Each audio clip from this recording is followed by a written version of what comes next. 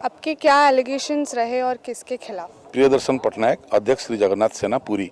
हम लोग पुरी से आए थे, यहाँ भुवनेश्वर लिंगराज थाने पे एफआईआर करके जा रहे हैं कि जो एएसआई है, जो धरोहर वाले हैं, जो प्रत्नतत्व विभाग है, वो लोग अपना ड्यूटी सही नहीं निभा रहे हैं।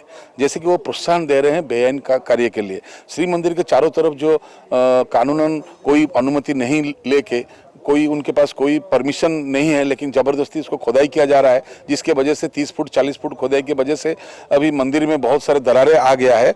इसके लिए मंदिर का जो सुरक्षा है वो हमारी प्राथमिकता हो गया है।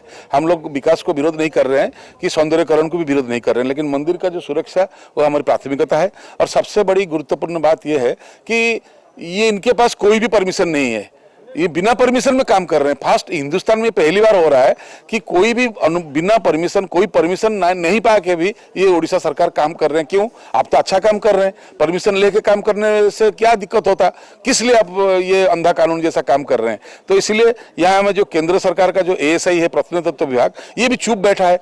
कानून ये कह रहा है कि अगर कोई बगैर परमिशन में काम कर रहा है, बेआईन काम कार्य हो रहा है, अगर वहां पर कानून का धज्जियां उड़ा दिया जा रहा है, तो पहला काम एएसआई का होगा, वो जाके एफआईआर करेगा थाने पे। आज तक एएसआई ने थाने पे एफआईआर नहीं किया। सेकंड, कोर्ट पे जाके स्टे मांगेगा, आज तक उन्होंने स्टे मांगा नहीं। तो इसलिए एएसआई के खिलाफ जो सुपरिटेंडेंट है यहाँ पर और दूसरे जो लोग हैं, उनके खिलाफ यहाँ पर आमसर एक्ट के 1958 के तहत 30C और 166 ऑफ द आईपीसी के 166 धारा और 30 जो आमसर एक्ट के उसके तहत इनके खिलाफ यहाँ पर एफआईआर दिया गया है और इत्तला दिया गया है और कानूनन कार्यक्रम के लिए, कार्यानुष्ठान के लिए यहाँ प्रार्थना किया गया। अगर यहाँ कुछ नहीं होगा तो हमको जाना पड़ेगा कोर्ट में इसके खिलाफ।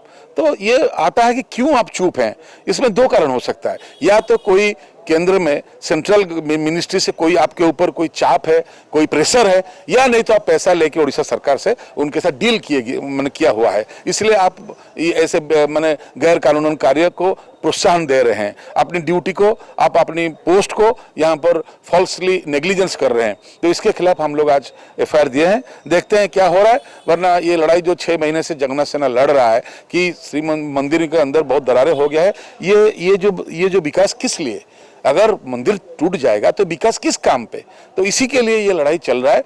पुरी से दिल्ली तक लड़ाई हम लोग लड़े थे, पार्लियामेंट में भी लड़े थे। वहां पर पुरी का सांसद पिनाकी मिश्रा ने झूठ बोला, कोई खनन नहीं हो रहा है, सिर्फ 4 टॉयलेट हो रहा है, ये भी झूठ है।